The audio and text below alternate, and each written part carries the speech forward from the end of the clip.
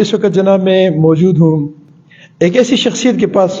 جو اسلام کے لیے کام کرنے کے دعوے دار ہیں، نہ صرف سیاسی طور پر بلکہ اسلامک پوائنٹ آف ویو سے ان لوگوں کا ایک بہت بڑا ان کے کارنامے موجود ہیں۔ ساری دنیا کو پتہ ہے، اس ڈیٹیل میں جانے کی ضرورت نہیں۔ تک کے حلقہ PPT کے امیدوار بھی ہیں، ان سے بات کریں گے، یہ کریں گے اپنے تعارف اور اس کے بعد ان سے سوالات کریں گے۔ السلام علیکم جناب، تحریک لبیک پاکستان سے PP3 کا امیدوار ہوں۔ تو الحمدللہ ہم نے 5 سال سے ایک گراؤنڈ میں ہے اور اچھا ورک کیا ہے تک کی عوام سے PP3 سے کہ آپ لوگ ہمیں جو ہے نا وہ کامیاب کروائیں، تو ہم آپ کے ساتھ انشاءاللہ شانہ بشانہ کھڑے رہیں گے اور آپ کے ہر مسائل کو جو ہے نا وہ ان کا حل چاہیں گے۔ بیٹا میرا سوال یہ ہے کہ اٹک میں درجنوں پر ہمارے پاس سیاستدان موجود ہیں اور وہ اٹک کے دعوے دار ہیں کہ ہم اس کے مسائل کا حل کرتے ہیں اور ان کے لیے کام کرتے ہیں۔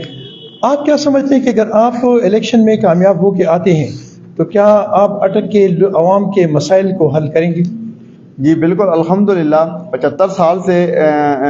جو لوگ دعوے دار تھے انہوں نے پاکستانی مسائل کو حل کرنے کی یا پاکستانی عوام کے مسائل کو حل کرنے کی کوشش نہیں کی۔ اگر وہ ان کو حل کرتے تو 75 سال سے یہ ہمارے ملک کا یہ حال نہ ہوتا۔ ہمارا آپ تعلیمی نظام دیکھ لیں، صحت کا نظام دیکھ لیں، تو جو اٹک کے حلقے کے ہمارے جو نامزد امیدوار ہیں ان میں آپ دیکھیں کہ 35 سال سے وہ اقتدار میں بیٹھے ہوئے ہیں، لیکن انہوں نے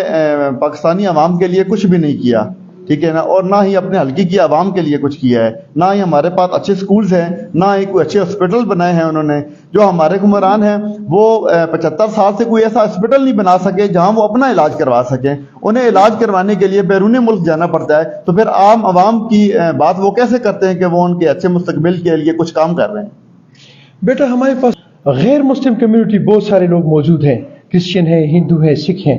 آپ کیا سمجھتے ہیں کہ کیا آپ اگر برس اقتدار آتے ہیں تو ان کے بھی اسی طرح حقوق ادا کر سکیں گے؟ جی اسلام میں ان کے حقوق واضح ہیں، تو الحمدللہ تحریک لبیک پاکستان یہ اٹک کے نہیں بلکہ پورے پاکستان کی جو اقلیتیں ہیں ان کے حقوق جو ہے نا ان کو وہ ان کے مطابق حقوق دے گی۔ آپ دیکھیں کہ جو بھی مسائل انہیں ہوئے ہیں، خاص کر آپ کراچی میں دیکھ لیں، جب ایک ہندو برادری تھی ان کے مکان جل گئے تھے، ان کے وہ جو ٹینٹ تھے وہ جل گئے تھے، تو تحریک لبیک پاکستان کے جو ورکر ہیں اور جو ہمارے نامزد امیدوار تھے وہاں، وہ سب سے پہلے وہاں پہنچے ہیں اور جو بھی انہیں سہولیات دی جا سکتی تھی فرسٹ اسٹیج کے اوپر تو انہوں نے وہ انہیں مہیا کی ہیں۔ تو اسلام میں تو سب سے زیادہ جو ہے نا وہ اقلیت کے حقوق پر زور دیا گیا ہے۔ مجھے آپ یہ بتائیں کہ یہاں پہ ہمارے بہت سارے سیاستدان ایسے ہیں کہ وہ یہ گیس کے وہ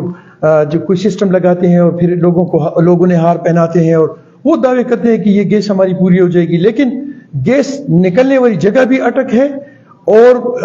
بجلی کے بنانے والی جگہ بھی اٹک ہے اور آئل کے حساب سے بھی اٹک ہی ہے، اور پھر وہ اس پہ دعویٰ بھی کرتے ہیں کہ جی ہم اٹک کے رائلٹی اور پتہ نہیں کیا کیا کیا،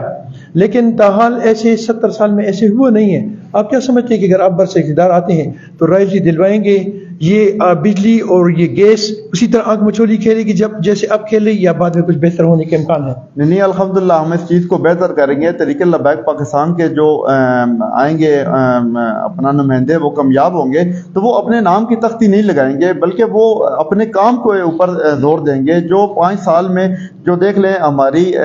بجلی کا ایک نظام ہے یا ہماری گیس کا نظام ہے، یہ بالکل انہوں نے جو ہے نا وہ خراب کر دیا ہے کہ بجلی کی اتنی لوڈ شیڈنگ ہے۔ ہم اس چیز کو کور کرنے کی کوشش کریں گے، بلکہ ہمارے پاس دنیا کا سب سے زیادہ کوئلہ موجود ہے، ٹھیک ہے، ہم اسے استعمال کر سکتے ہیں، نہ کہ ہم جو ہے نا وہ بیرونی جو ہے نا ممالک سے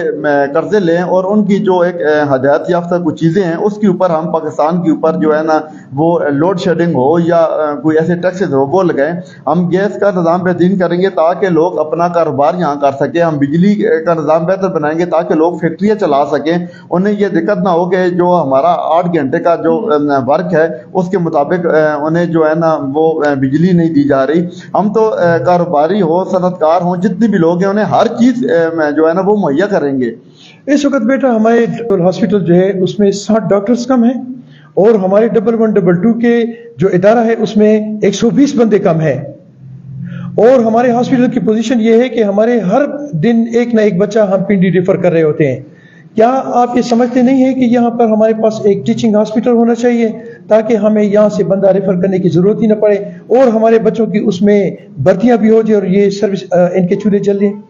جی بالکل، تحریک لبیک پاکستان جب اقتدار میں آئے گی تو ہم سب سے پہلے یہ کریں گے کہ جو ہمارے ہاسپٹلز ہیں ہم ان کو اپ گریڈ کریں گے، جو وہاں سیٹیں خالی ہیں ان کے اوپر تعیناتیاں ہوں گی، میرٹ کے اوپر ہوں گی، ٹھیک ہے نا۔ ہمارے اقتدار میں ایسا نہیں ہوگا کہ ایک ڈسٹرکٹ سے مریض جو ہے نا وہ دوسری ڈسٹرکٹ 200 کلومیٹر کے فاصلے پہ ہم اس کو ریفر کروائیں۔ ہماری سب سے پہلی ترجیحات یہ ہوں گی کہ صحت کے اوپر، کہ جو بندہ ایمرجنسی ہاسپٹل میں پہنچے اس کا علاج وہیں اس ہاسپٹل میں ہو جو اسے سب سے قریب تر ہے، نہ کہ ہم اسے 200 کلومیٹر یا 150 کلومیٹر ریفر کریں۔ بیٹا میرے پیج کے جو میرے بچے ہیں ان کو آپ کیا میسج دینا چاہتے ہیں؟ بس ہم انہیں یہی ایک پیغام دینا چاہتے ہیں کہ تحریک لبیک پاکستان کا جو منشور ہے وہ اسلام، پاکستان اور عوام ہے، تو آپ ہمارے ساتھ کھڑے ہوں، ہمیں ووٹ دیں، اور ہمارا انتخابی نشان کرین ہے، آپ ہمیں جتوا کر ہمیں جو ہے نا وہ جب ہماری جیت آپ کی جیت ہوگی تو ہم آپ سے یہی امید کرتے ہیں کہ آپ تحریک لبیک پاکستان کو سپورٹ کریں۔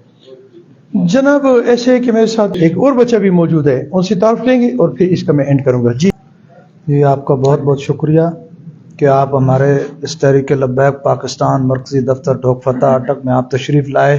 اور آپ نے تحریک کا پیغام لوگوں تک پہنچانے کی آپ نے کوشش کی، اور آپ کے ساتھ ہمارے امیدوار تحریک لبیک پاکستان حلقہ پی3 ملک عمر ارشد ایڈوکیٹ صاحب نے بھی اپنا بہت ہی خوبصورت پیغام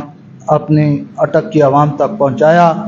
آپ کو ہم یہ بتانا چاہتے ہیں کہ ضلع اٹک کا ہمارا تحریک لبیک پاکستان کا بہت ہی طاقتور پینل تشکیل دیا گیا ہے۔ علامہ حافظ سعد حسین رضوی صاحب وہ NA50 کے امیدوار ہیں، اور جو بھی انہوں نے اس دفعہ پینل تشکیل دیا ہے وہ بھرپور طاقت کے ساتھ میدان میں اترے ہیں، اور الحمدللہ ہمیں امید ہے کہ اگر الیکشن شفاف ہوئے تو الحمدللہ تحریک لبیک پاکستان ضلع اٹک میں کلین سویپ کرے گی۔ زبردست ہو گیا جی۔ جناب ایک ایسی پارٹی کے ساتھ موجود تھا جو چٹان سے مضبوط ہے، ان کی کارکردگی میں نے دیکھی ہے، سیاسی طور پر میں ان کے ساتھ میں ان کی پارٹی میں نہیں ہوں، لیکن ان کی جو مضبوطی ہے، یہ جہاں پہ کھڑے تھے میں ان کے ساتھ کھڑا ہوں۔ اللہ کرے کہ میرے اس پاکستان، میری اس دھرتی میں ایسے لوگ سیاست میں آئے کہ وہ اس دھرتی کے لیے، اس عوام کے لیے، اسلام کے لیے اپنی خدمات سر انجام دے سکیں۔ اللہ میری اس دھرتی پر ایسے لوگوں کو نافذ فرما، تیرے کامات اور رسول اللہ صلی اللہ علیہ وسلم کے طریقوں پہ چلے، اور ہمارے اس ملک میں امن قائم ہو اور محبت کا ایک سما بن سکے۔ السلام علیکم ورحمۃ اللہ وبرکاتہ۔